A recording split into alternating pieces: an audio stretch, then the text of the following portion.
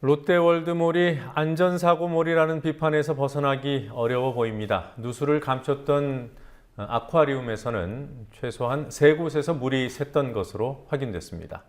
롯데 측은 별 문제 아니다라는 말만 되풀이하고 있습니다. 노지민 PD와 함께 좀 더 상세히 알아보겠습니다. 어서 오십시오. 안녕하십니까? 네, 누수 발생한 게 한 곳이 아니에요. 네, 오늘 아쿠아리움 1차 현장 조사에 나선 정부합동안전점검단은 총 3곳에서 누수가 발생했다고 밝혔습니다.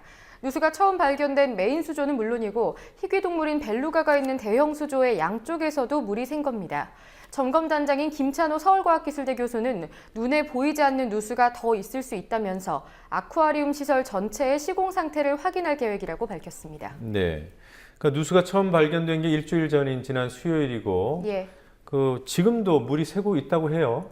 네, 그렇습니다. 총 3곳 중에서 2곳이 여전히 물이 새고 있는 것으로 확인됐습니다. 하지만 롯데 측은 거듭해서 별 문제가 아니라는 점만 강조하고 있습니다. 롯데건설 측은 오늘 시공사인 레이놀즈사 측의 서신을 공개했습니다. 미세한 누수는 쉽게 보수할 수 있으며 대중에게는 전혀 위험하지 않다는 내용이었는데요. 하지만 물이 샌다는 사실을 숨겨왔고 또 취재진들의 취재를 방해한 적도 있다는 점에서 롯데건설에 대한 부정적인 여론은 계속될 것이라는 전망이 제기되고 있습니다. 정부점검단은 내일 회의를 열고 롯데 측에 대한 행정조치를 논의할 예정입니다. 네, 내일 논의한다는 행정조치는 그러니까 영업정지를 시킬 것이냐 말 것이냐 이걸 논의한다는 거죠. 네, 그렇습니다. 하지만 영업정지에 대해서는 가능성이 적다는 관계자의 전언이 보도되고 있습니다. 네. 그리고 대한항공 이른바 땅콩 회항. 이 당시에 승무원이 매뉴얼을 지키지 않았기 때문에 조현아 부사장이 이른바 질타를 한 거다 이런 해명이 나오지 않았습니까? 예. 네, 매뉴얼을 안 지킨 거는 사실이에요? 네, 앞서 대한항공 조종사 노조가 사측의 사과문은 사과가 아니라면서 오목조목 반박한 글이 화제였는데요. 대한항공 직원들이 익명으로 사용하는 애플리케이션에 객실 승무원은 잘못이 없었다는 글이 있었습니다. 지난 5일에 올라온 이 글에는 질책을 받고 있는 상황에서 태블릿 PC를 꺼내서 승무원이 규정을 보여줬다고 설명돼 있습니다. 승무원은 규정대로 행동했지만 무안해진 조 부사장이 내리라고 호통을 쳤다는 겁니다. 네, 그러니까 그러면 조 부사장이 매뉴얼을 착각한 겁니까? 네, 이 글의 작성자는 음료를 요청한 승객에게 견과류를 봉지채 보여준 뒤에 먹겠다고 할 경우에만 작은 그릇에 담아주는 게 규정이라고 밝혔습니다. 또한 대한항공의 홍보 영상에는 문제의 견과류를 봉지채 담아서 건네주는 장면이 담겨 있었습니다. 지난 2009년 대한항공이 제작한 홍보 영상인데요. 비즈니스 클래스의 서비스 장면을 유심히 살펴보시면 각진 비닐봉지가 전달되고 있는 것이 보입니다. 문제가 되고 있는 바로 그 마카다미아입니다. 네, 대한항공 내부자들의 비판이 계속되고 있는 것 같아요. 예, 그렇습니다. 오늘 대한항공 조종사 노동조합 홈페이지에 오너 일가의 그간 행태를 비판하는 글이 올라온 일도 있었습니다. 오너 일가를 태우고 비행해본 분들은 아실 것이라면서 글을 시작한 작성자는 오너 일가를 태웠던 사무장이 탈진으로 쓰러지는 일도 있다는 말이 나올만하다 이렇게 증언했습니다.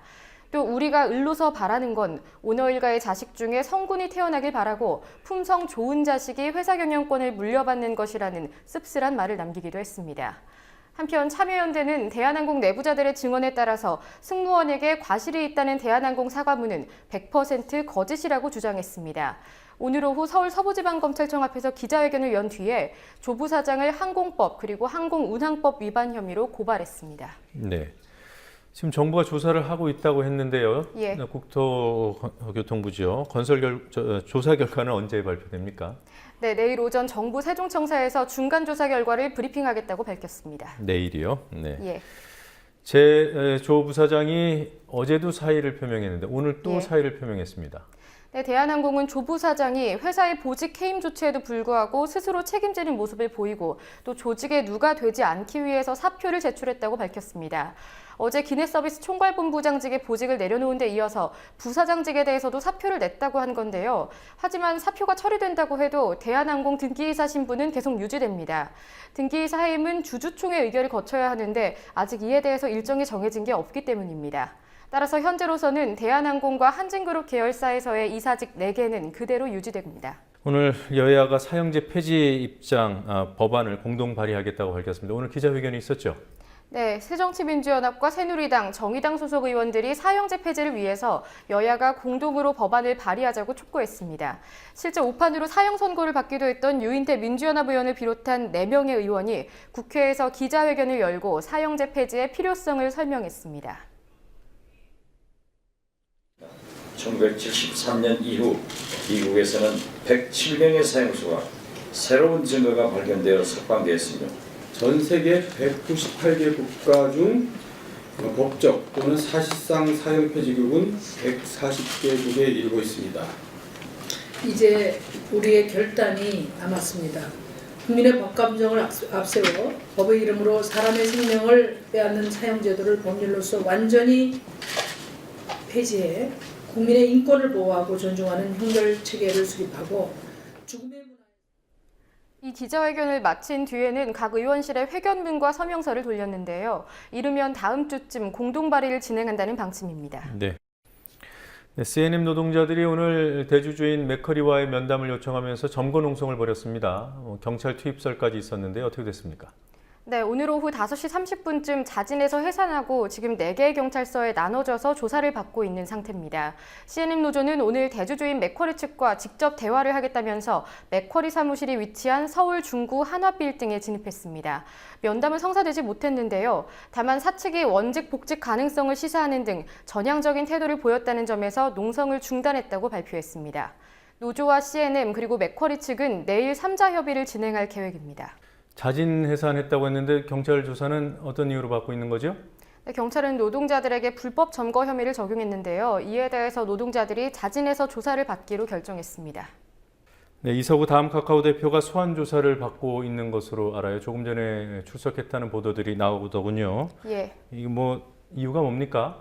네, 대전 사이버범죄수사대가 이서구 다음 카카오 대표를 아동 청소년 성보호에 관한 법률, 그러니까 아청법을 위반한 혐의로 소환한다고 밝혔습니다. 다음과 합병하기 전에 이 대표가 카카오톡 대표로 재직했을 당시에 카톡을 통해 음란물이 유통되는 걸 방조했다는 게 이유입니다. 그런데 왜 이 대표만 수사하는지를 둘러싸고 논란이 불거지고 있습니다. 아청법이 시행된 이후 아동 음란물을 유포한 당사자가 처벌된 사례는 있지만요.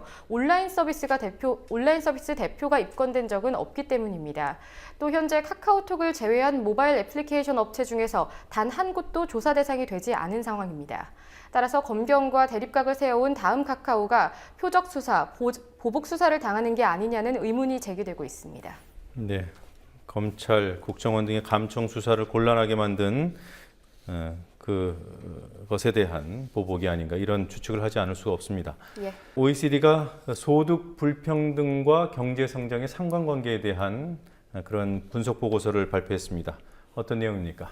네, 보고서의 제목이 소득 불평등이 경제 성장에 미치는 영향을 분석한 보고서인데요. 이 내용 그대로입니다. 이번 보고서를 통해서 소득 불평등이 크면 클수록 경제 성장률은 더 낮아져 왔다는 것이 증명됐습니다.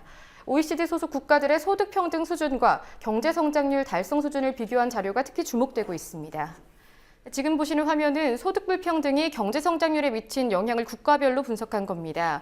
회색 막대가 소득 불평등이 없었을 경우에 기대할 수 있는 성장률이고요. 파란색 표시되어 있는 것이 실제 성장률 수준입니다. 그러니까 회색 막대보다 파란색 수준이 낮으면 기대보다 실제 성장률이 낮아졌다는 거고요. 그 반대면 더 높아졌다는 겁니다. 보시다시피 멕시코, 뉴질랜드, 영국, 미국처럼 소득 불평등의 영향이 크다고 나타낸 경우에는 기대 성장률보다 실제 성장률이 낮았고요. 그리고 프랑스나 아일랜드처럼 소득 불평등의 영향이 적은 국가는 실제 성장률과 기대 성장률이 거의 일치하는 것을 확인할 수 있습니다. 네, 그래프가 좀 복잡합니다만 예. 다시 한번 설명을 드리면 주황색 막대가 소득 불평등 정도를 나타내는 것이고요. 예. 회색 막대는 소득 불평등이 없었을 경우에 기대할 수 있는 성장률, 예. 그리고 마른 목골 파란색으로 되어 있는 점들은 실제 성장률 수준을 나타내고 있습니다. 또한 보고서를 발간하면서 앙헬 구리아 OECD 사무총장은 평등한 기회를 촉진하는 국가들이 더 성장하고 번영할 것이라고 덧붙였습니다. 이 보고서는 외신에서도 화제가 됐습니다. 영국 일간지 가디언은 이 보고서를 보도하면서 서구의 주류 싱크탱크가 트리클다운 이론, 즉 낙수 효과를 부정했다고 강조했습니다. 자, 하나만 더 보겠습니다. 자, 미국 CIA가 자행해온 고문 실태 보고서가 발표됐다고 해요. 어떤 내용들이 담겨 있습니까?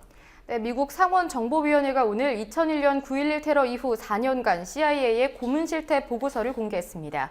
CIA는 이른바 선진신문 프로그램을 가동하면서 최소 119명의 테러 용의자들을 구금하고 고문했습니다. 구타, 폭행, 물고문은 기본이고 또 성고문을 비롯한 야만적인 가혹행위가 이뤄진 것이 확인됐습니다. 보고서를 공개한 다이앤 파인스타인 상원정보위원장은 CIA의 행태가 미국 역사의 오점이라고 규정하면서 테러 방지 효과도 없었다고 평가했습니다. 오바마 대통령은 대통령의 권한으로서 가혹한 신문 기법을 막겠다고 약속했습니다. 네, 자, 여기까지 보겠습니다. 수고했습니다.